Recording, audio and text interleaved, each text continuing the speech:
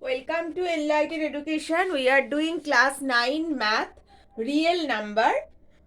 Today we will start from exercise 1.3.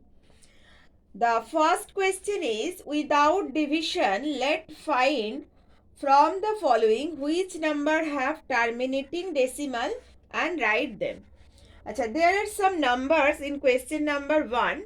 You have to tell which number will be terminating decimal without division.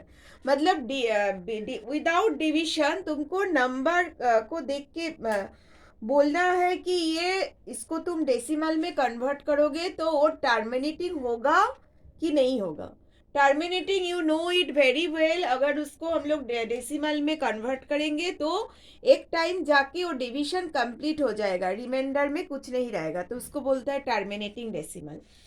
तो how we can tell that a number will be terminating decimal if a rational number of the form p by q. Suppose question number 1 part 1, the number is 17 by 80. So this is the form of p by q. This is p and this is q. b expressed into decimal. मतलब इसको अगर तुम decimal में convert करोगे it will be terminating decimal. मतलब वो terminating होगा when q has prime factors 2 and 5 only. q means denominator. अगर डिनोमिनेटर को फैक्टराइज करेंगे हम लोग तो सिर्फ 2 और 5 आएगा. 2 और 5 छोड़ के और कोई दूसरा कोई नंबर नहीं आएगा, तब वो नंबर टर्मिनेटिंग डेसिमल होगा. जैसे तो हम लोग कैसे स्टार्ट करेंगे, डिनोमिनेटर को लेके. तो डिनोमिनेटर को पहले फैक्टराइज करेंगे. You know it very well how to factorise a number. अच्छा, तो यहाँ पे क्या आया, 17 डिवाइडेड बाई 80 को हम लोग लिख सकते हैं 2 to the power 4 into 5. मतलब डिनोमिनेटर में 2 और 5 आया ना, तो तब वो टर्मिनेटिंग डेसिमल होगा. तो therefore this is a terminating decimal. Terminating decimal. It will be a terminating decimal. It will be a terminating decimal. अगर उसको डेसिमल में कन्वर्ट करेंगे तो टर्मिनेटिंग होगा, बिकॉज डिनोमिनेटर को फैक्टराइज करके सिर्फ 2 और 4 आया. देखो यहाँ पे हम लोग डिवीजन नहीं किए, सिर्फ डिनोमिनेटर को फैक्टराइज करके हम लोग बोल सकते हैं कि ये टर्मिनेटिंग होगा कि नॉन टर्मिनेटिंग होगा. 1/2 क्या है, 13 by 24.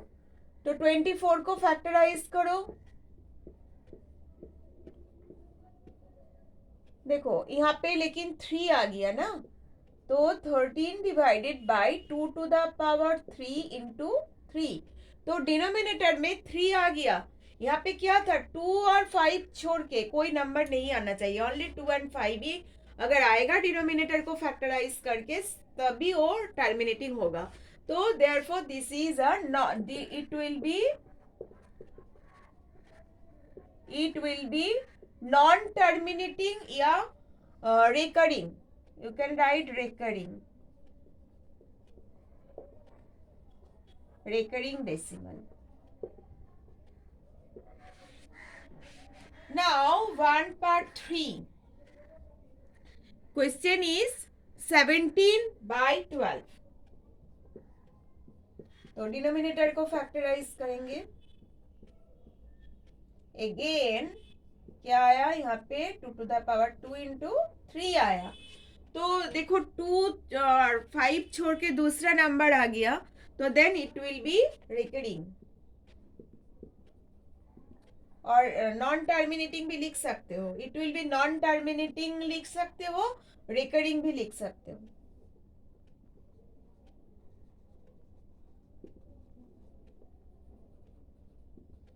will be recurring decimal. Now 1/4. The number is 16 by 125. 125 we know that very well कि 125 को फैक्टराइज करेंगे तो क्या आएगा, 3 to 5 आएगा.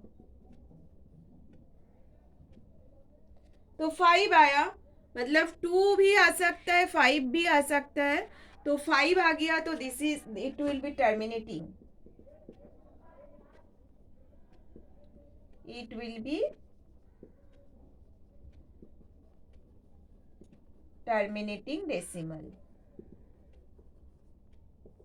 Okay, now part 5. The question is 4 by 35. तो सिंपली 35 को डिवाइड करोगे तो 5 और 7 आएगा। 5 तो आया लेकिन 7 दूसरा नंबर आ गया, तो it will also be a non terminating और रेकरिंग। इट विल बी recurring decimal. It will be recurring decimal. तो in that way without division, देखो हम लोग यहाँ पे एक भी सामस में डिविजन नहीं किए, without division we can tell it will be terminating या recurring. Now one question number 1 is completed. Now question number 2.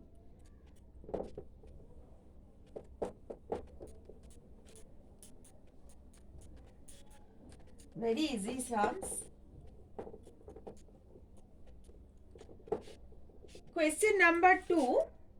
Let us expand each of the following number given below into decimal and write them the type of decimal expansion. मतलब यहाँ पे तुमको divide करके show करना है। 2 part 1, यहाँ पे हर एक सम्स को तुमको डिवाइड करके शो करना है कि वो डेसिमल कैसा टाइप का डेसिमल होगा। तो ये टर्मिनेटिंग होगा कि रेकरिंग होगा।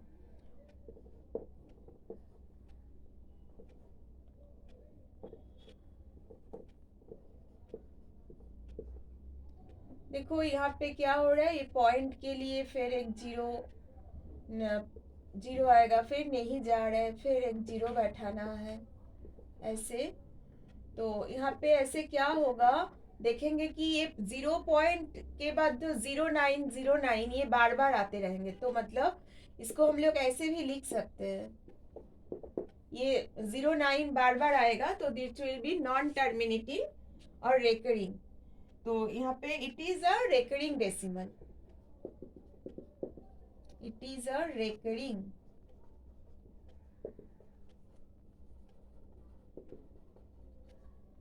क्वेश्चन नंबर 1 विदाउट डिविजन हम बोलना था कि रेकरिंग होगा कि टर्मिनेटिंग होगा। क्वेश्चन नंबर 2 में डिवाइड करके तुमको बोलना है कि इसका डेसिमल एक्सप्रेशन कैसा टाइप का है। 5/8,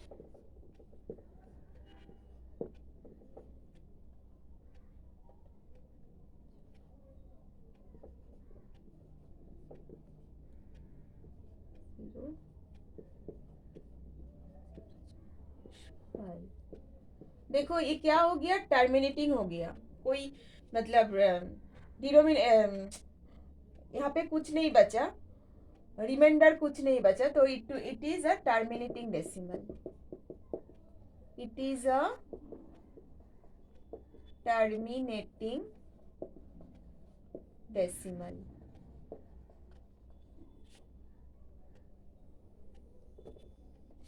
Now to part 3. 3/13.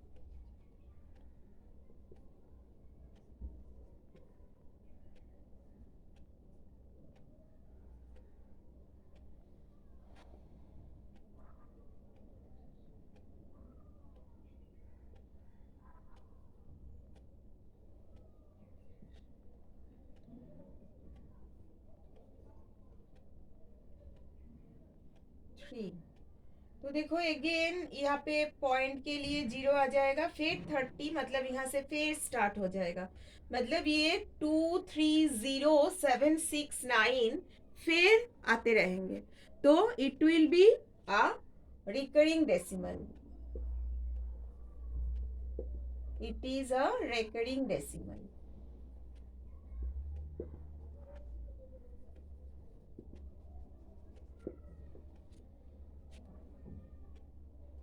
Now, 4 part 4.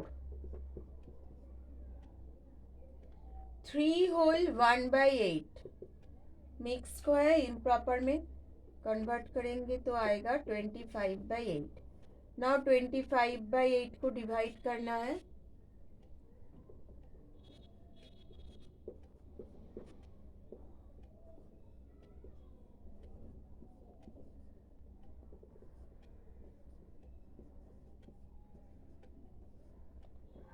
देखो ये टर्मिनेटिंग हो गया. It is a terminating decimal.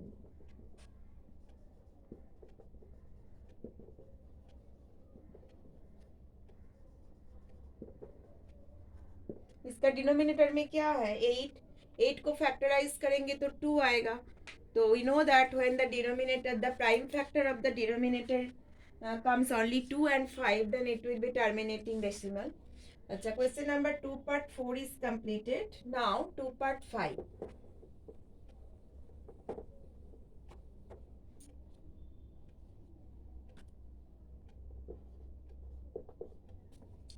2 part 5, 2/11.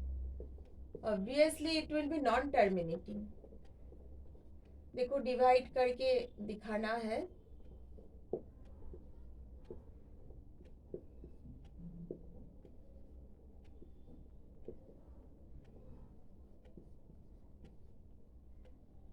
फिर 1 आ रहे, माइनस करोगे तो फिर आते रहेंगे ऐसे, मतलब यहाँ पे क्या होगा, ये जो 1818 ये बार बार आते रहेंगे, तो it will be a recurring decimal.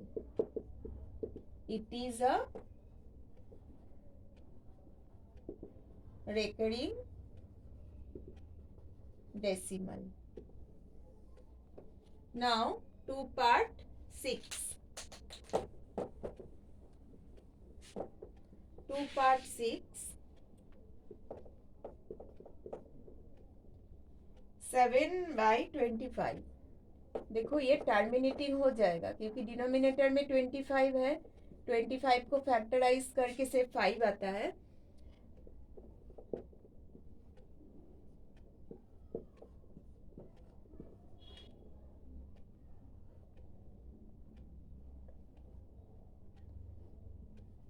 देखो ये टर्मिनेटिंग हो गया, तो this is a terminating decimal. It is a terminating decimal. So we have completed question number 1 and 2. Next video we will start question number 3. Bye bye everyone.